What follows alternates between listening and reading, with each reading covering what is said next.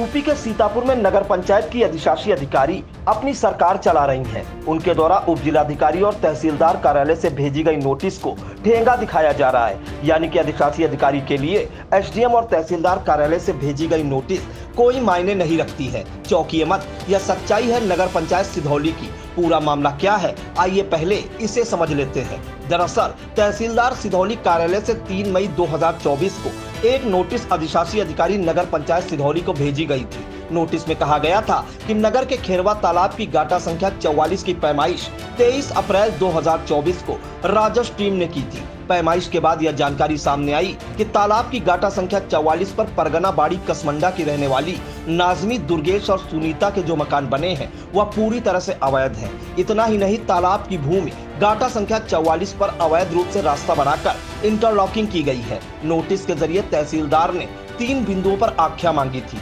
जिसमें जानना चाहा गया था कि क्या तालाब की भूमि पर रास्ता बनाकर इंटरलॉकिंग नगर पंचायत द्वारा की गई है। अगर हाँ, तो इस रास्ते में किए गए व्यय का विवरण और तत्समय संबंधित अधिशासी अधिकारी का नाम बताया जाए। इसके अलावा यह भी जानना चाहा गया था कि क्या गाटा संख्या 44 अवैध अतिक्रमणकर्ता की दाखिल खारिज नगर पंचायत द्वारा की गई है। यदि दाखिल खारिज हुई है तो उस अधिशासी अधिकारी व कर्मचारी का नाम बताया जाए। इसके अलावा यह भी जानना चाहा गया था कि अवैध अतिक्रमण कर बनाए गए मकानों का ग्रहकर व जलकर लिया जा रहा है या नहीं। इस नोटिस का जवाब 2 दिनों के अंदर प्रेषित करने के निर्देश तहसीलदार की ओर से दिए गए थे, लेकिन अधिशासी अधिकारी की तरफ से कोई जवाब नहीं दिया गया। इसके बाद इसी नोटिस को उप जिलाधिकारी कार्यालय सिधौली से 30 मई 2024 को ईओ सिधौली को प्रेषित किया गया। नोटिस में तहसीलदार सिधौली द्वारा भेजे गए पत्र संख्या 23-29 का अवलोकन करते हुए विभिन्न बिंदुओं पर मांगी गई जानकारी को 3 दिनों के अंदर प्रस्तुत करने को कहा गया। 30 मई को एसडीएम कार्यालय से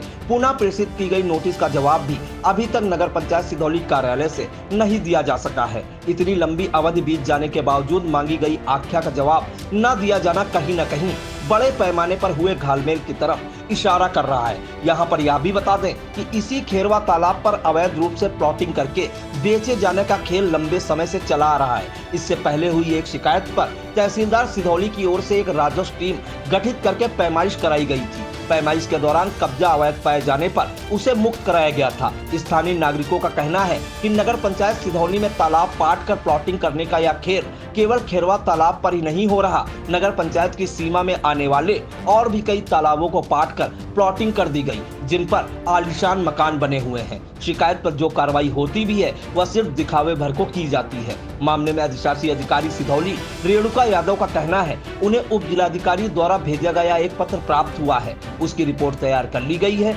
जिसे एसडीएम को प्रेषित कर दिया जाएगा।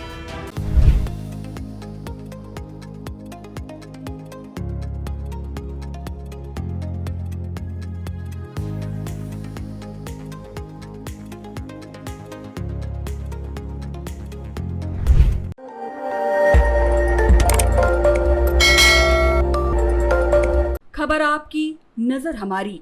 देखते रहिए आई इंडिया।